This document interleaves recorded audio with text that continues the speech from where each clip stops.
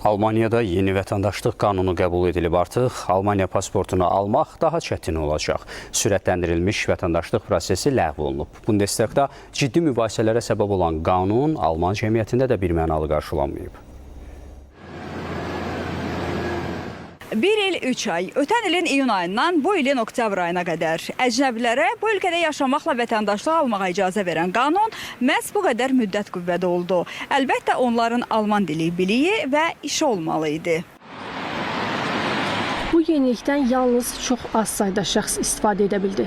Bavariyada 78 nəfər, Hamburqda 16 nəfər, Brandenburqda isə yalnız 1 nəfər müraciət etdi. Berlində isə təxminən 500 müraciət qeydə alınıb. Amma bu, Almaniyada 5 il və daha uzun müddət yaşayanların minlərlə vətəndaşlıq müraciəti qarşısında dəryada damladı.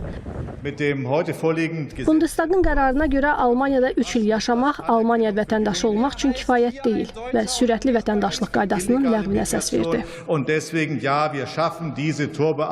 Təqdim olunan qanun layihəsi ilə sürətli vətəndaşlıq ləğv edilir. Bu ictimaiyyətə aydın bir siqnal göndərmək deməkdir. Bu hökumət dövründə miqrasiyaya cəlb edən amillər azaldılacaq və siyasət dəyişimi həyata keçiriləcək.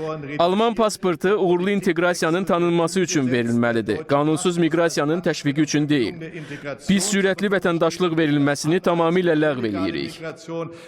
Almaniyanın sağçı və antimiqrasiya mövqeyinə malik Almaniya üçün Alternativ Partiyasının deputatları miqrasiya və vətəndaşlıq məsələlərində qətiyyətli mövqe nümayiş etdirərək bu sahədə mövcud siyasəti tənqid edirlər.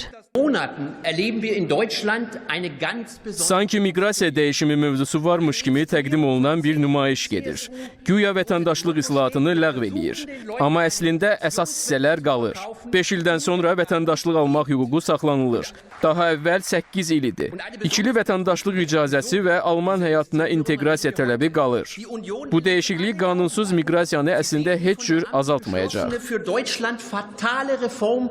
Vaxtilə bu ölkəyə başqa yerlərdən köç etmiş deputatlar isə uzun müddətdir Almaniyada yaşayan və işləyən, inteqrasiya olunmuş sakinlərin hüquqları məsələsini qaldırır.